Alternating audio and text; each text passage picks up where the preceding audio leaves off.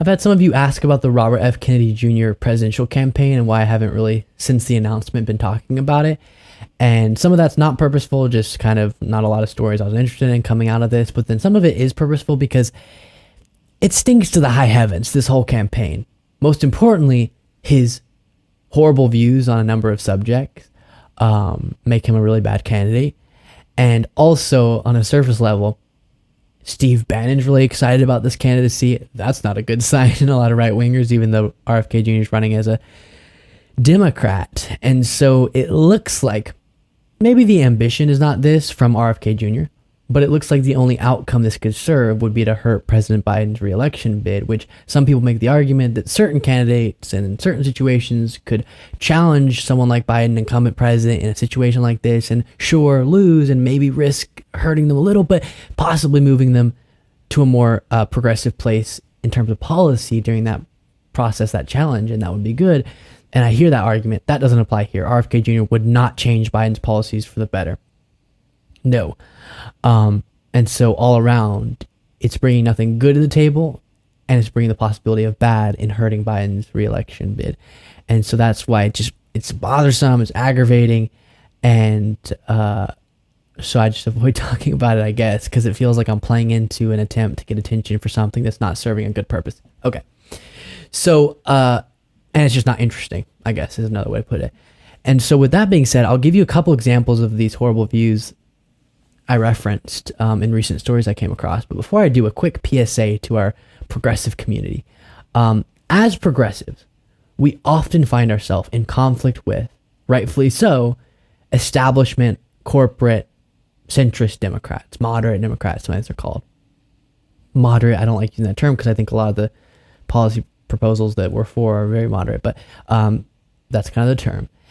And often we do come into conflict with those very Democrats because we want to put forward a more progressive agenda. That's good. But then what I see that does, and I might only be responding to a small part of loud people on Twitter, maybe my whole audience is on board with what I'm about to say, but definitely there are some people constantly screaming on Twitter that give me this sense that some progressives feel this way. Don't let your brain, I'll phrase it this way, be broken by that experience of coming into conflict with those types of Democrats, into where it breaks your brain into thinking that no matter what, whoever the more outsider, kind of different candidate and new challenger, opponent, again, outsider candidate is better than the alternative. It's not always the case. Facts matter. And I'm seeing people go, well, I mean, maybe we should give RFK Jr. a chance because he's not Biden. Well, why? What? Biden's way better than RFK Jr. And sure, Biden's thought of as the more establishment candidate, but I would much rather him running against Trump and just running against a Republican in general, whoever it is, than either RFK Jr. for sure, or even Marianne Williamson. I know she's more progressive on paper, but she doesn't have any record to run on. Biden is the incumbent president who did a bunch of good things. Also incorrect things. He's very flawed, but he also has a historic, pretty monumental legislative record. And also, he oversaw a historic, unprecedented economic recovery and unmatched to other, when you compare other developed countries' economies, the recovery in the United States was way more fast and effective. And in part, that's because, not in whole, but in part because of the legislation that Biden put forward, namely the American Rescue Plan. And so that matters. Legislative impact and legislative record matters. And the incumbency matters. And yes, Biden has his flaws, both in his positions, I wish he were more progressive, and in the fact that a lot of people are concerned that his age is causing negative ramifications.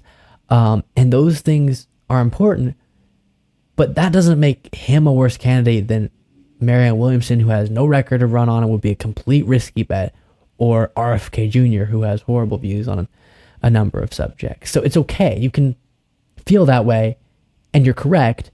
And it bothers me when people think that, no, whoever's the most non-establishment necessarily is better. Did that apply to Trump and Hillary? Trump was way more non-establishment, and Hillary was way better. And that can apply sometimes within the Democratic Party, too, in candidate quality. And Biden's the better candidate than anyone in the field now. Now, are there better people I can think of than Biden? Yes, they're not in the race though, and they're not going to get into the race. And so as of now, Biden's going to be the nominee, and our energy should be put behind that. That's my view. Feel free to disagree. But here's a couple things on RFK Jr.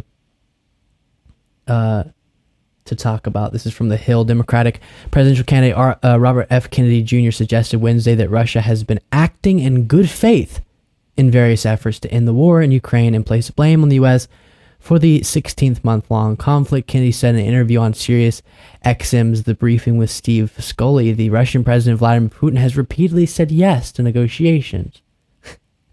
Yes. You know why? Because the preconditions were wild. The preconditions were hand over your country, not the whole country, but a bunch of your country to us. So you can invade a country now and then just have peace negotiations where you get a bunch of their land? I don't think so. As preconditions. And then here's another example of his detached from reality views. They're going to have the right to compel unwanted. This was during the heat of the pandemic. Medical interventions on us. The Nazis did that in the camps in World War II. They tested vaccines on gypsies and Jews. And the world was so horrified after the war, we signed the Nuremberg Charter.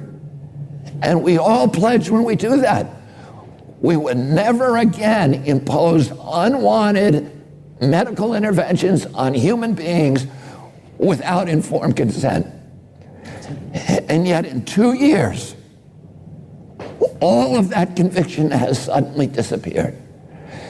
And people are walking around in mass where the science has not been explained to them. They are doing what they're told. They are these government agencies are orchestrating obedience. And it is not democratic. It's not the product of democracy. It's the product of a pharmaceutical-driven biosecurity agenda that will enslave the entire human race. And then that doesn't happen, right? He made these predictions, and then that doesn't happen.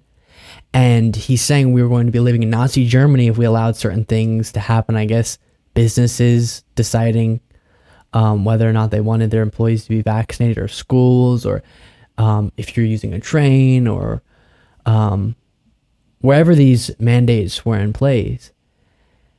It was never an actual by law mandate where you would go to jail if you didn't get vaccinated, as they pretend that it was. But these guidelines and mandates that were laid out, it didn't cause what you said that it was going to cause.